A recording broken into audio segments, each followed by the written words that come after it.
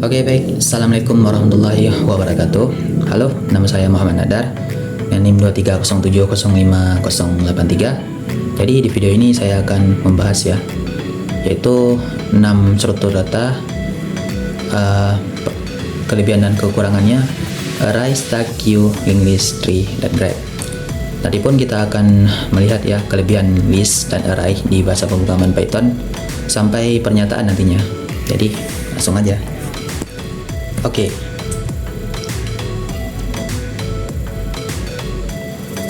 Nah, sekarang saya ini kelebihan struktur data, kelebihan dan kekurangannya.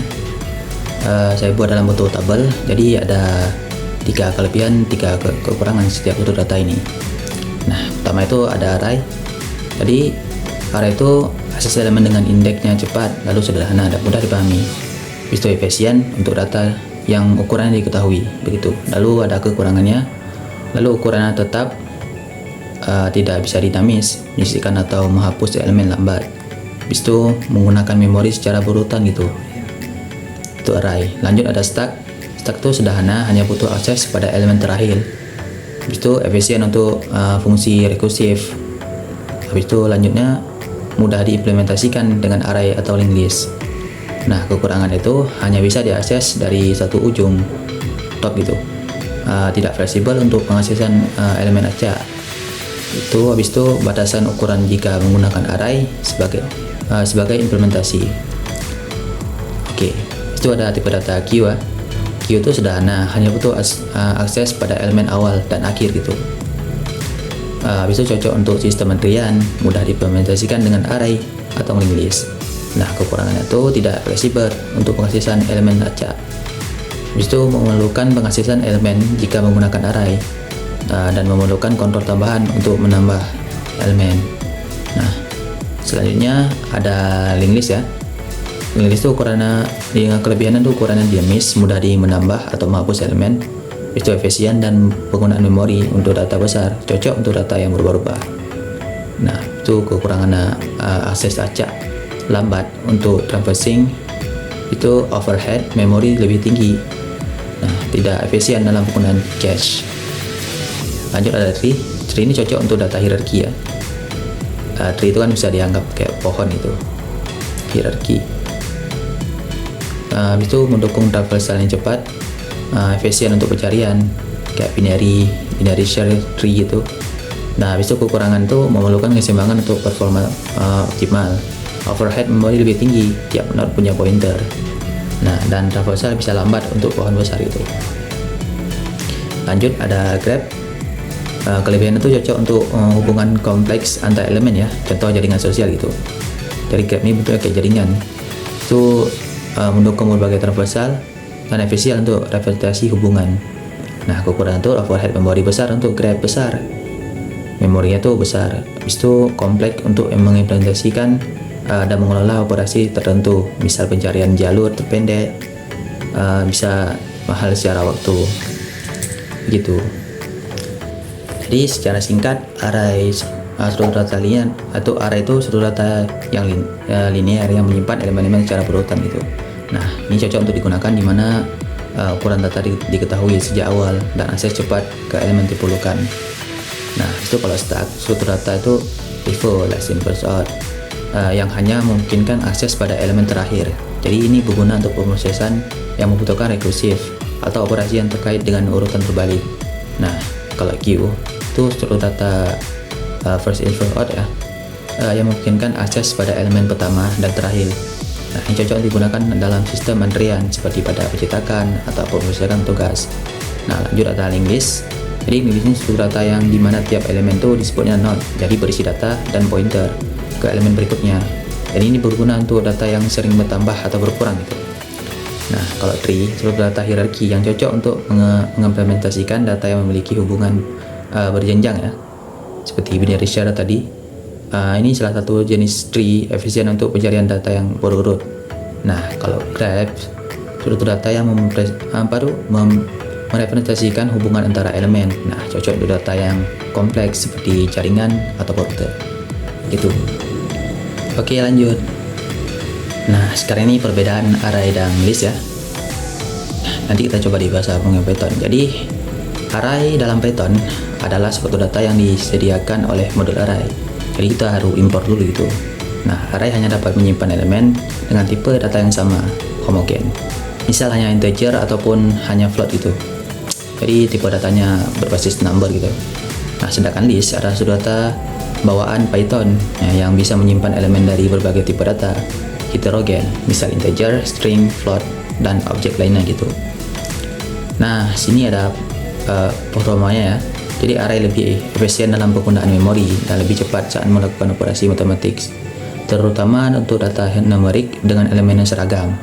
Sedangkan list tidak seefisien array ya dalam hal memori ataupun operasi matematik, karena list dapat menyimpan elemen dengan berbagai tipe data. Jadi list itu dapat menampung berbagai tipe data yang berbeda, maupun string, number, ataupun nilai boolean gitu. Nah, kita akan lakukan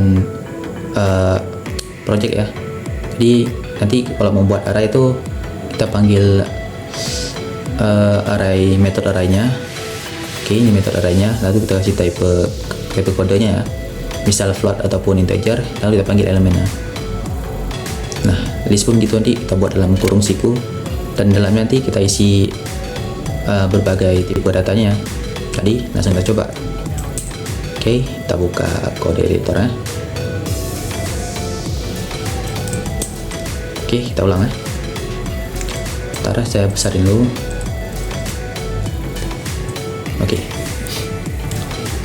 pertama tuh kita impor modul yang tadi saya bilang, array. Nah, untuk membuat array di Python kita perlu modul ini. Itu kita akan lakukan hal yang pertama itu komentar dulu, membuat array. Nah, kita buat dengan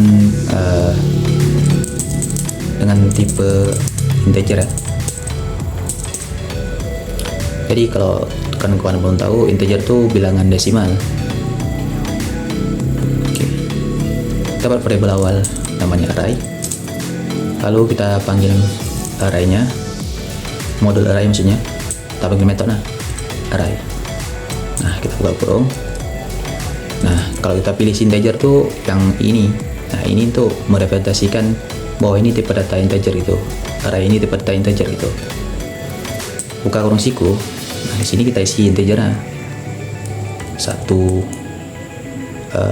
3,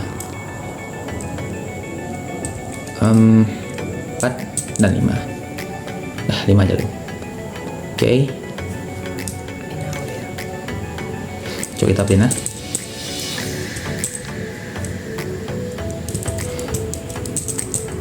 Nah, tipe array, kita panggil variabel arraynya. Oke. Jangan lupa kita save. Kita buka terminal. Bentar. Oke. Besar sedikit. Kita panggil Python nama foldernya tidak muncul, salah. Oke, ini dia. Sorry, lupa koma tadi. Seharusnya untuk panggilan terpisah kita kasih koma sini. Oke, coba ulang ya. Nah, ini dia. Tadi array yang kita buat dengan modul array ini hasilnya begini, 1, 2, 3, dan 5. Nah, misal kita melihat elemen yang dalam array ini, kita bisa lakukan begini. Kita print aja. Kita akan lihat tipe data dalam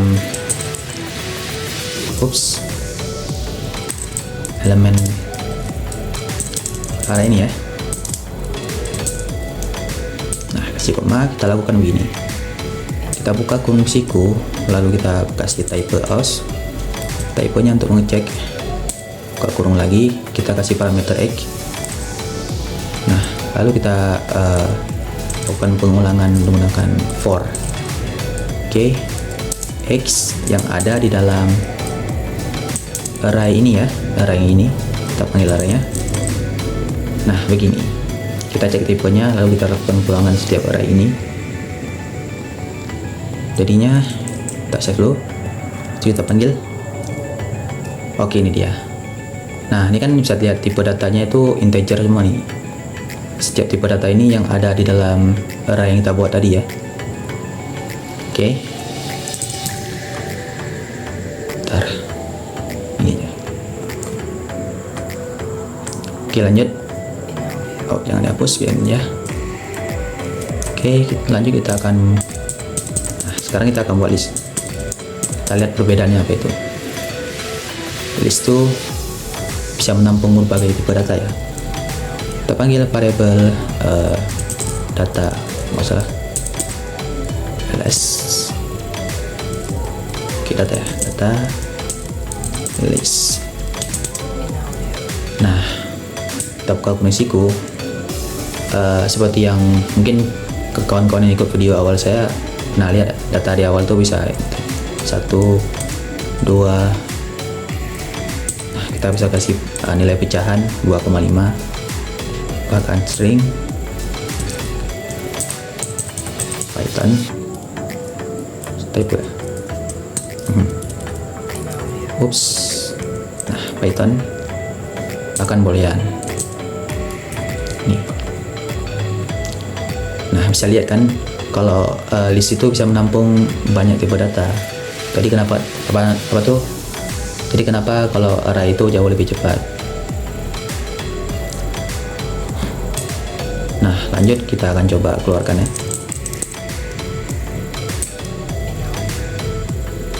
Karena array tadi homogen, jadi aksesnya jauh lebih cepat.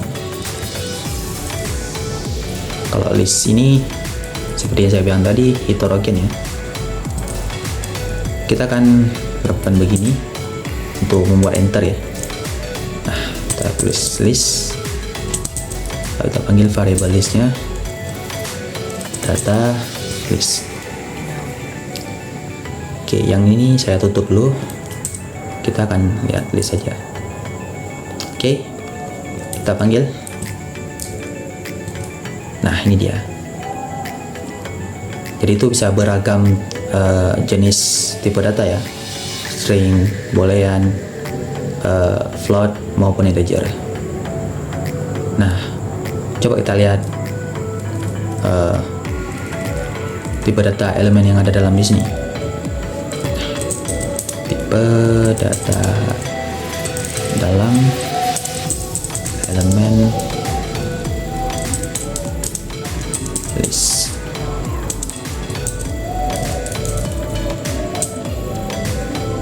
Oke, kita buka koneksiku seperti tadi. Kita cek typenya dengan metode type. Kita kasih parameter x, lalu kita lakukan pengulangan setiap x yang ada di dalam data list.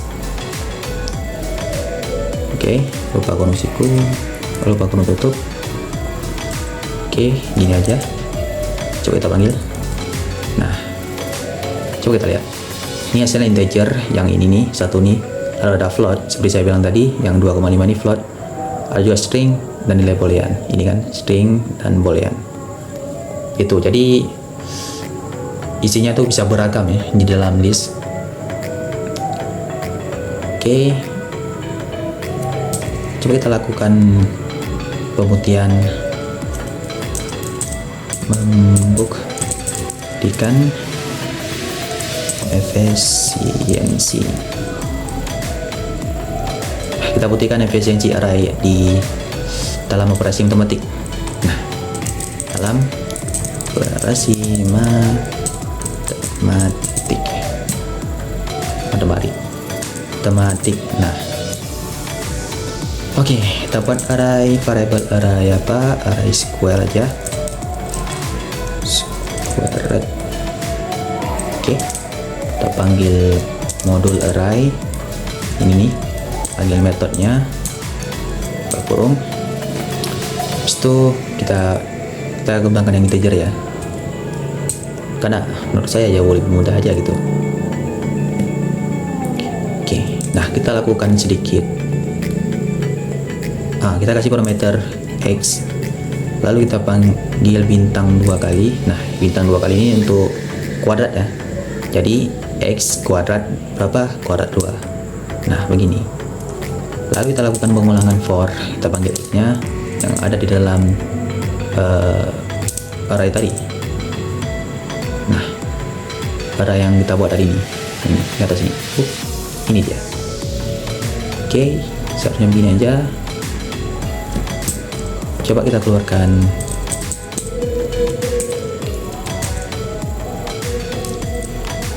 Singkat ya, operasi matematik.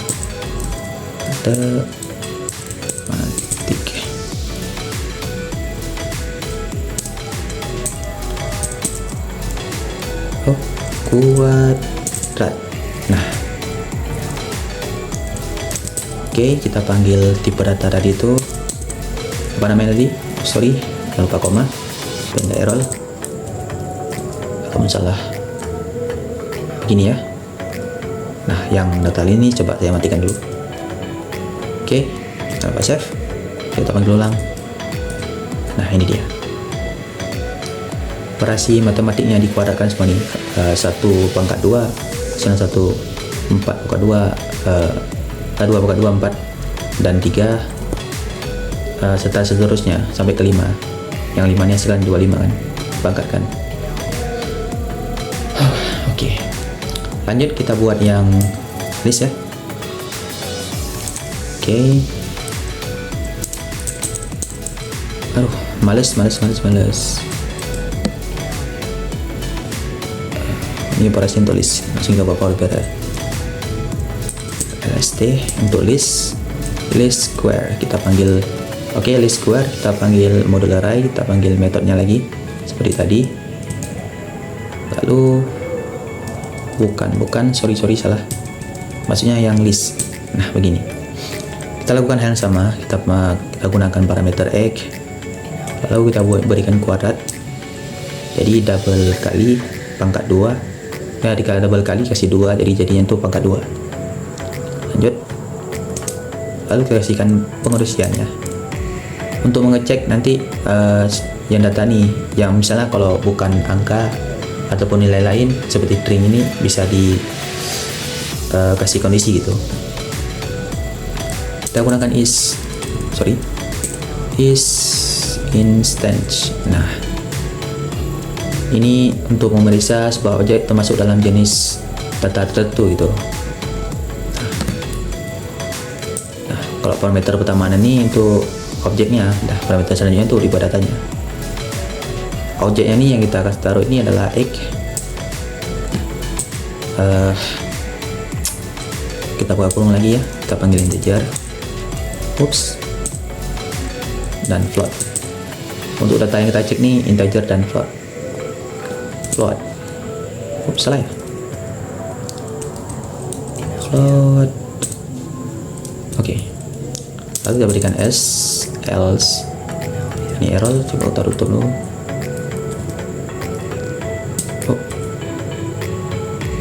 Sebentar, sini kurung siku ngapain sini? Aduh, sini. Oke, panggil else. Jika tidak ada maka kita kosongin none. Nah, lalu kita lakukan pengulangan lagi. Kita panggil parameter x tadi yang ada di dalam array, bukan array. Bentar, ini di data list. Aduh, data list begitu. Oke, jangan lupa tutup. Udah. Oke, sekarang kita panggil aja. Males ya, copy aja. Kita kaum fotokopi. Matematik kuadrat. Nah, jadi nanti kalau datanya number ataupun float akan dikuadratkan gitu. Selebihnya akan dikasih none. Oke, kita panggil ls square. Lupa save yang tadinya matiin aja biar nggak ganggu. Alright, ntar guys panggil ulang. Oke, ini dia, bisa dilihat kan mana dia data tadi satu kalau pangkat 1 kan 1, jadi kalau 2 pangkat 2 hasilnya 6,25. Nah, yang ini saya bilang tadi ini string hasilnya non. Jadi jika bukan number ataupun float, hasilnya akan non gitu. Tuh, ini kasih nilai 1 ya. Oke, mungkin segitu. Kita akan lanjut materi selanjutnya. Baik, nah sekarang kita masuk bagian pernyataan ya. Oke, pernyataan itu array termasuk dalam struktur data statis yang mana ukuran memori yang digunakan bersifat tetap walaupun array tidak terisi penuh. Nah, jadi pernyataan ini benar ya. Benar. Dalam array, memori dialokasikan secara berurutan untuk semua elemen saat array dibuat, sesuai dengan ukuran yang ditentukan gitu. Jika kita membuat array dengan kapasitas tertentu, seluruh memori untuk kapasitas itu langsung dialokasikan. Nah, jadi tidak efisien untuk penyimpanan yang kurang penuh jika array memiliki kapasitas 10 elemen tetapi hanya 5 elemen yang digunakan. Memori untuk 5 elemen lainnya tetap dialokasikan dan terbuang karena tidak terpakai gitu. Jadi kalau membuat array itu sesuaikan lah. Nah, sekarang saya punya contoh ya. Misal kita buat Delta import, sebagai kita buat array, kita panggil mode arraynya, lalu kita kasih integer ya. Kita buat array kayak tadi tipe integer. Nah, lalu array ini kita kali 5 gitu. Nah, array yang kita kali 5 ini kita masukkan. Nah, kita panggil array dia berdasarkan indeksnya, indeks ke 0, 1 dan 2 ini kita isi 10, 20 dan 30. Nah, saat kita lihat hasilnya itu 10, 20, 30 ini masuk, cuman yang array 2 selanjutnya kan ada 5 tadi kosong gitu. Nah, jadi penggunaan tuh harus sesuai lah agar tidak terjadi gini kosong elemennya. Nah, oke, kita lanjut ya. Nah, sekarang ini kita akan lanjut untuk membuktikan kebenaran atau kesalahan statement tersebut menggunakan program Python ya, dengan membuat operasi penambahan dan penghapusan elemen. Nah, nanti pun kita akan coba 2 lagi, remove dan insert. Oke, jadi dalam array memori dialokasikan secara berurutan untuk semua elemen saat array dibuat, sesuai dengan ukuran yang ditentukan. Nah, jika kita membuat array dengan kapasitas tertentu, seluruh memori untuk kapasitas itu langsung dialokasikan gitu. Jadi tidak efisien yang untuk kurang penuh jika array memiliki 10 elemen hanya 5 elemen yang digunakan memori untuk 5 elemen lainnya dialokasikan terbuang karena tidak terpakai ya. Ini yang tadi ya. Oke, jadi kita lanjut aja. Langsung kita coba. Nah, kita kembali ke kode editornya ya. Oke. Yang akan kita lakukan sekarang ini adalah operasi penambahan dan penghapusan. Hapusan. Oke. Jangan lupa kita panggil modul arraynya. Kita import array ini kayak tadi kita buat variable array. Nah, kita panggil modul arraynya, lalu kita panggil metodenya array. Kita buat tipe integer saya suka integer. Lalu kita masukkan data integer seperti tadi aja, 1, 2, 3, 4, 5, udah 5 aja. Coba kita print. Tidak perlu sih, kita lanjut aja. Nah, cara untuk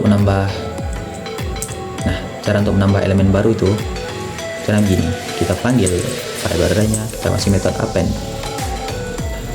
Metode append ini untuk menambah ke bagian elemen terakhir ya. Oke, yang kita tambah adalah 6. Biar sesuai aja. Jadi kita tambah di ujung ini. Coba kita lihat print. Oke, sesudah tambah gitu. Sesudah tambah, kita buat yang sebelumnya juga.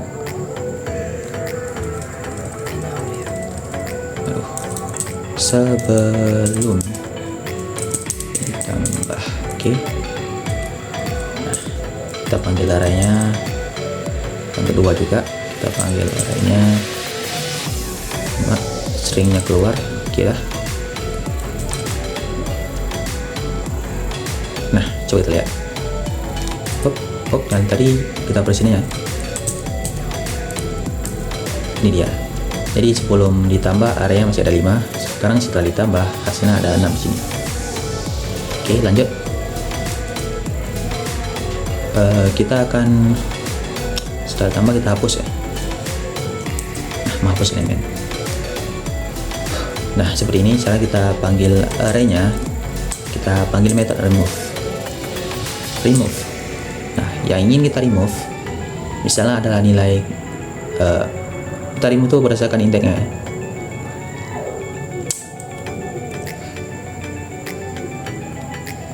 Oke, kita panggil ya misalnya 3.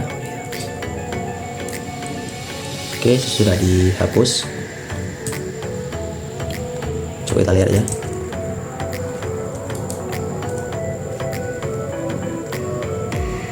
Oh enggak, sorry, tadi itu sebenarnya nilainya. Yang dihapus ini nilai yang ada di sini ya. Nah, ini dia hasilnya. Jadi sebelum tahap ini ya, press ulang. Nah, ini dia. Ini sudah yang ditambah tadi. Sekarang yang kita hapus adalah 3 ini, elemen indeks ketiga maksudnya. Oh benar, ini indeks ketiga. Coba kita misalnya kita hapus indeks pertama. Oh maksudnya ya indeks pertama, indeks 1 maksudnya. Ya benar, ternyata yang dihapus itu elemennya. Oke. Nah sekarang kita baru saja menghapus elemennya, tapi karena ini menghapus elemennya, jadi kalau elemen tidak ada di sini, dia bakal error. Nah, bisa kita coba. Kita gunakan keyword try. Nah, try ini untuk kita coba sini ya, dalam scope-nya gitu. Nah, kalau ada try, kita panggil except. Nah, jadi kode yang kita coba di sini, jika kode ini tidak bisa ataupun error, kita tangkap sini. Oke.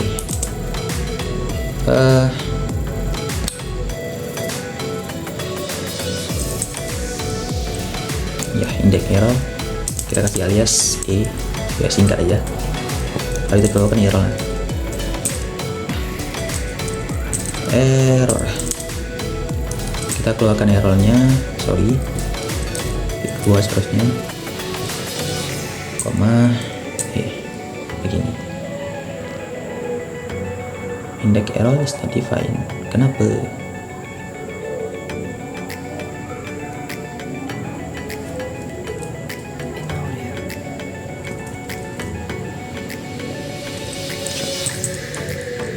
Index. Oh, kayaknya kita typo tadi ya. Masalah yang sebelumnya saya tutup aja ya. Jadi elemennya tetap ada 5. Save. Jadi kita coba yang ini. Semisal elemen yang kita hapus itu 7. Nah, 7 kan nggak ada, cuma ada 5 sini. Jadi saat kita panggil, nah kita kembalikan error gitu. Jadi kata di sini value error ya, value yang tidak ditemukan gitu. Oke. Ataupun kalau indeks yang kita akses ini tidak ada, ataupun disebutnya indeksnya di luar jangkauan gitu, sebentar kasih indeks 10 dengan nilai 100. Nah ini kan indeksnya nggak ada, jadi saat kita panggil pasti akan terjadi error. Nah, examine the abstract. Nah ini error yang kita tangkap tadi. Oh yang sebelumnya, yang sebelumnya tuh error aslinya. Oke, apa lah. Jadi ini kalau indeksnya kelebihan di luar jangkauan gitu bakal keluar errornya. Jadi saat errornya kita keluar, kita tangkap errornya, lalu kita keluarkan di sini. Nah ini error yang kita tangkap tadi. Yang sebelumnya typo ya. Kalau salah, kita lanjut aja. Sekarang kita akan coba oke.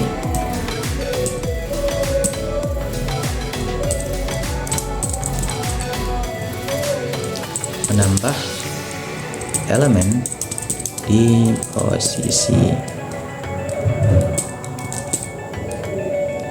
tertentu gitu, tertentu. Nah kita panggil metode variable array tadi, kita gunakan metode insert yang ini. Oke. Yang pertama nih indeksnya, misalnya kita insert di indeks kedua ya. Nah nilai yang kita insert adalah 99 misal. Oke. Coba kita lihat print menambah. Oke, menambah aja. Kita panggil arraynya. Upsi. Oh, jangan lupa koma ya. Oke. Ini nggak usah, ini 10 ditambah. Oh sorry, tadi itu bukan nambah, seharusnya menyisipkan ya. Oke. Yang error ini kita kirim ya, kita lihat aja. Oke, coba kita keluarkan. Nah ini dia. 6 nih kita tambah tadi ini. Ya yang 6 nih elemen yang kita tambah. Nah ini kita sisipkan berdasarkan indeksnya. Kita cek indeksnya yang kedua, jadi 0, 1, 2. Nah kita masukkan nilainya adalah 99. Baru bilang 99 gitu. Oke, kita kembali ke slide.